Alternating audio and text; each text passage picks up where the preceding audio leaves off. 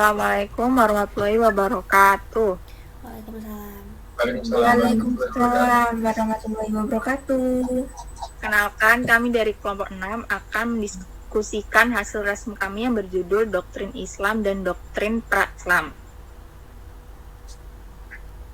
Sebelumnya, kenalan anggota kelompoknya dulu. Nama saya Sabita Febi Adilani.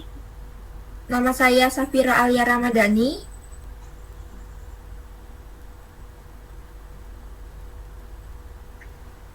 Nama saya Salsabil Farhanifah. Nama saya Salwa Hanifah Rahmat. Nama saya Sandi Edward Diansyah. Selanjutnya kami akan membacakan hasil resmi kami satu persatu.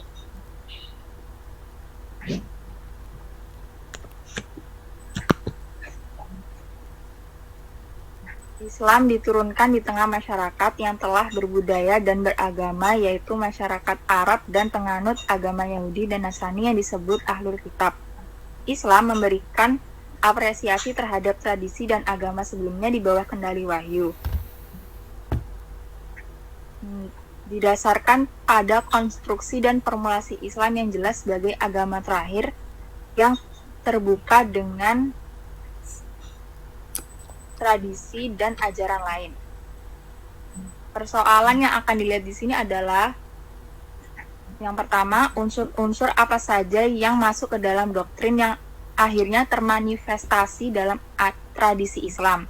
Yang kedua, sejauh mana unsur-unsur luar masuk menjadi bagian integral dari doktrin Islam, baik akomodasi tersebut dengan duplikasi atau modifikasi. Diperlukan dua pendekatan untuk melihat permasalahan tersebut. Pendekatan sejarah untuk melihat agama lain yang hidup di lingkungan kelahiran Islam. Pendekatan fenomenologi untuk jauh berbagai fenomena yang terlihat di permukaan. Istilah jahiliyah menjadi stigma yang membentuk pemahaman dan penafsiran umat tentang masa lalu dalam rangka memahami dasar-dasar Islam. Walaupun istilah ini berarti bodoh, tidak berarti bahwa masyarakat jahiliyah adalah masyarakat yang tidak memiliki pengetahuan. Selanjutnya, Islam tidak lahir di era kevakuman, baik kevakuman agama, tradisi, dan budaya. Kelahiran Islam memiliki konteks sejarah dan kondisi sosial kultural dengan kepercayaan dan praktek-prakteknya.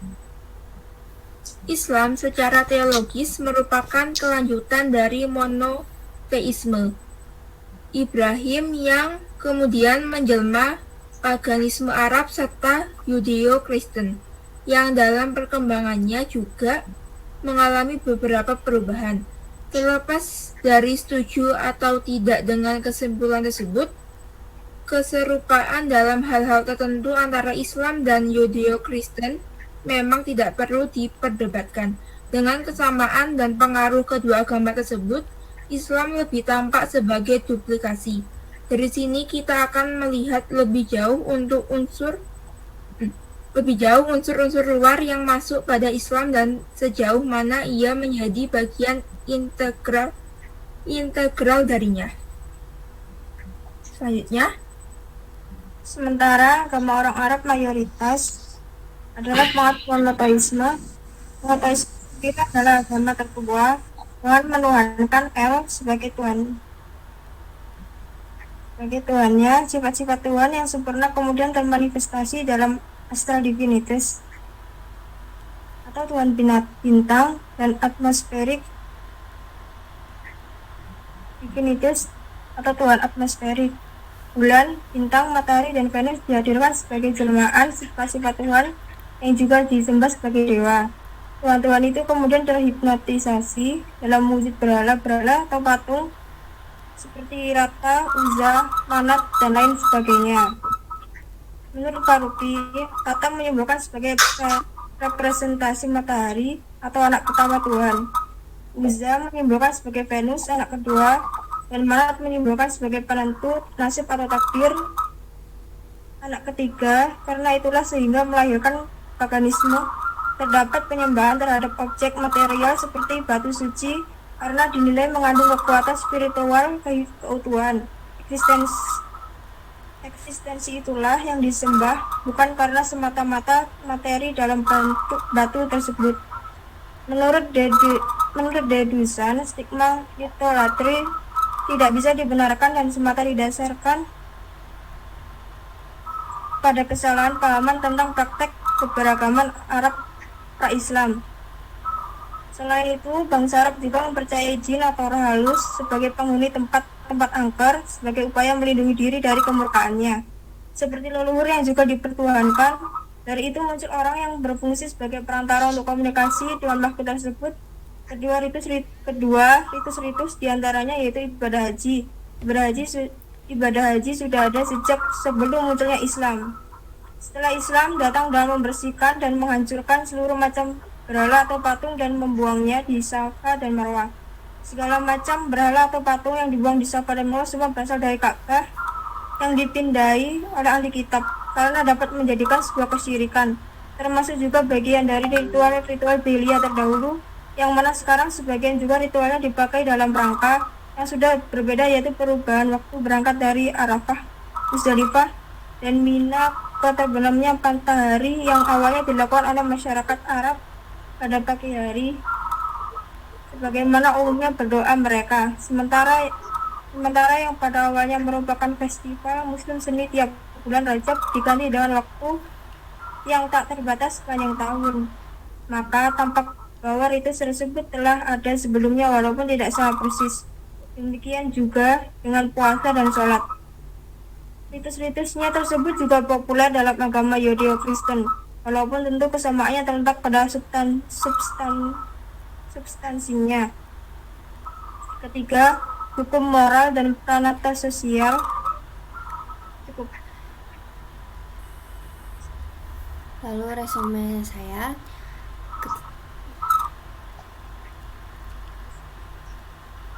Ketiga, hukum, moral, dan pranata sosial. Seorang tokoh bernama Coulson menunjukkan banyaknya hukum-hukum kekeluargaan pra-Islam ke dalam Islam.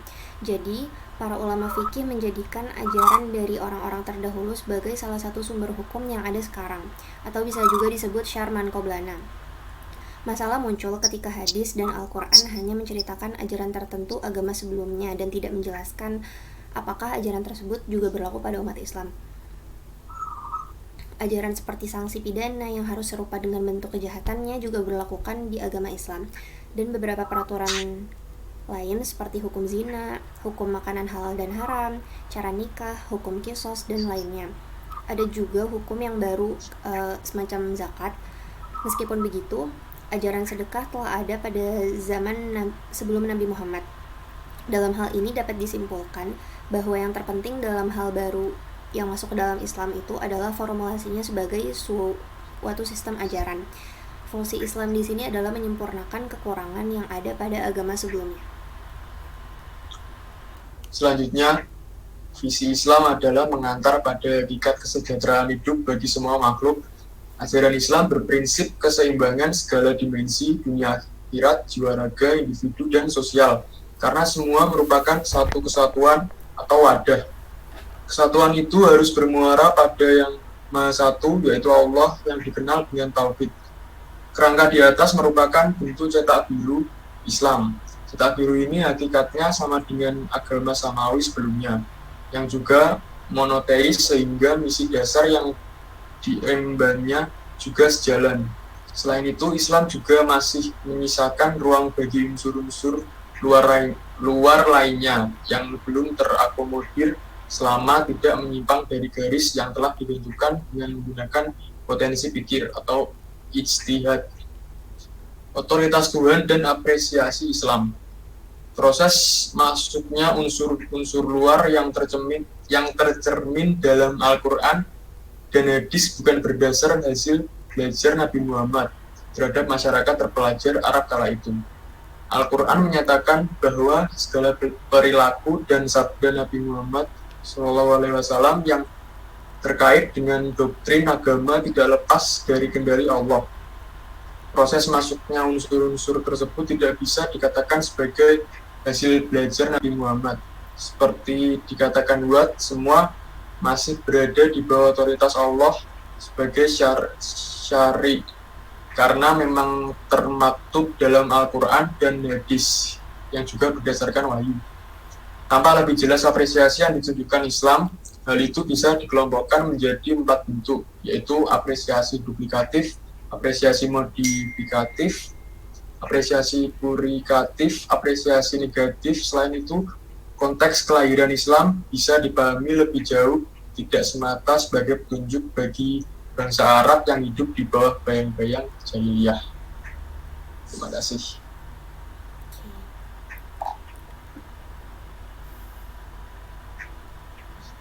Selanjutnya ada tujuan penulisan. Tujuan penulisan dari suara tadi yang pertama, menjelaskan bahwa Islam adalah penyempurnaan agama sebelumnya. Yang kedua, mengenalkan pentingnya sejarah keagamaan pra-Islam.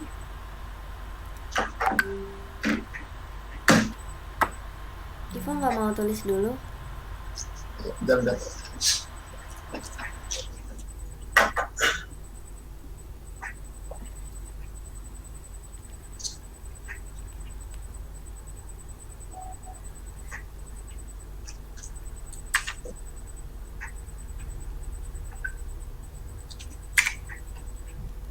Yang pertama tadi apa?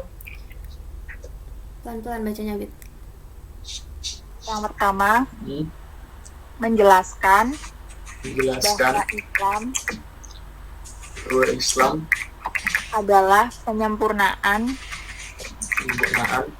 agama sebelumnya.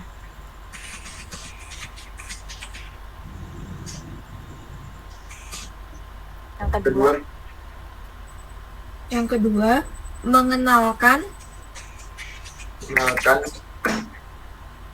pentingnya sejarah keagamaan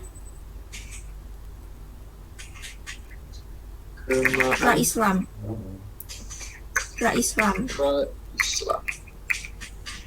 Dari aku, Vo. Yang ketiga, menjelaskan bahwa ajaran agama terdahulu diterima dalam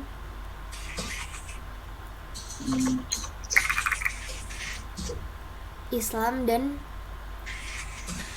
modifikasinya.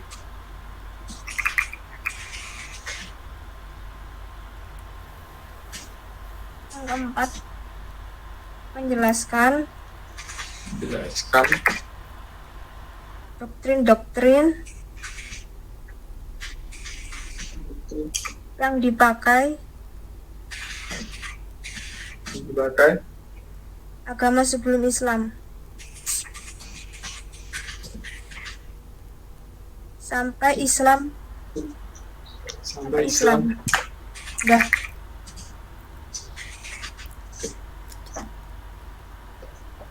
Tentunya. Selanjutnya, metode yang digunakan adalah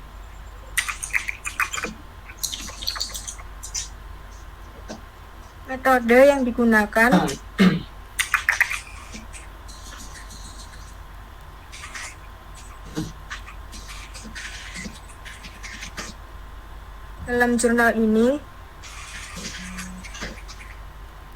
adalah metode kualitatif.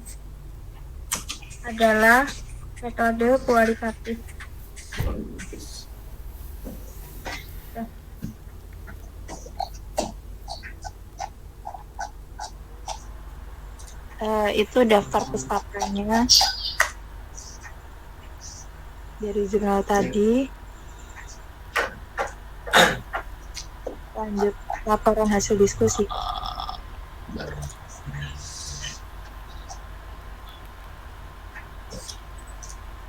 Hasil diskusinya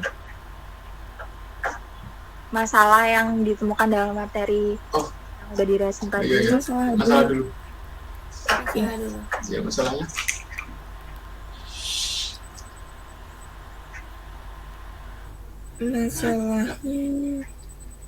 Masalah.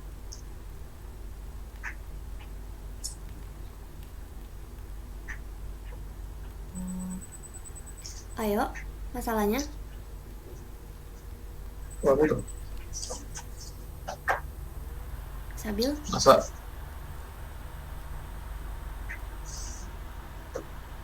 siapa? Sabil. Sabil, Halo, Sabi.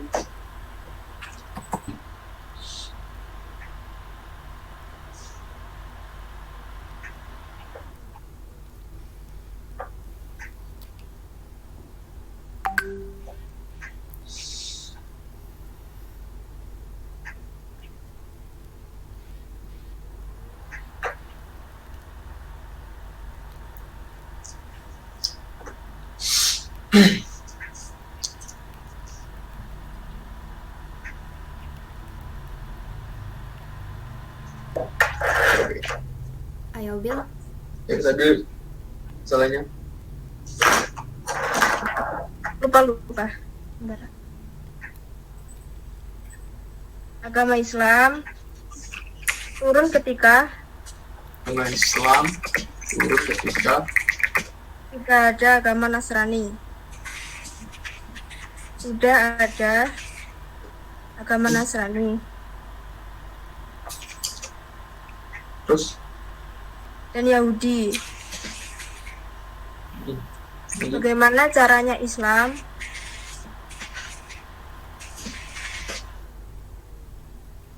udah?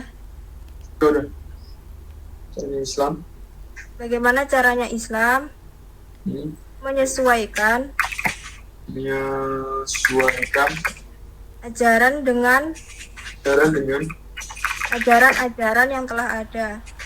Ajaran-ajaran yang telah ada ajaran ada sebelumnya.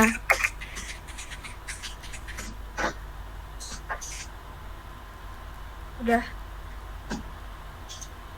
berikutnya hasil diskusi Hasil diskusi resum tadi. ya. Yang dapat disimpulkan dari diskusi tadi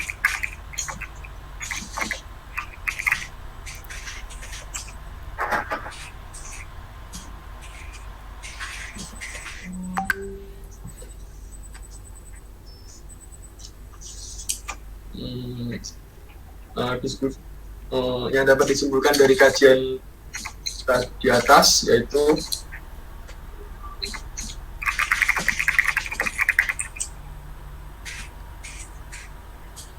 bahwa terdapat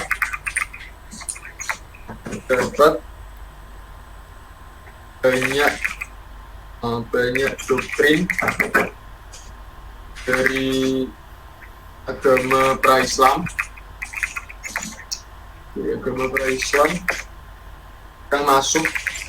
yang masuk ke dalam agama Islam.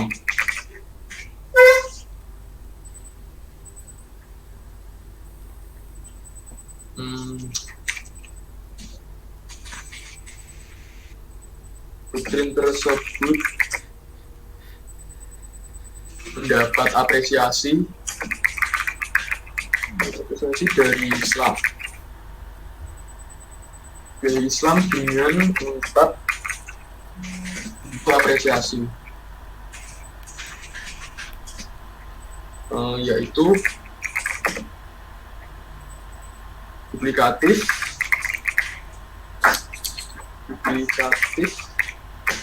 modifikatif, kuritatif, dan negatif. Iya. Udah. Sampai situ aja. Udah, sekian dari kelompok 6. Maaf apabila ada salah kata. Assalamualaikum warahmatullahi wabarakatuh. Wabarakatuh. Wabarakatuh.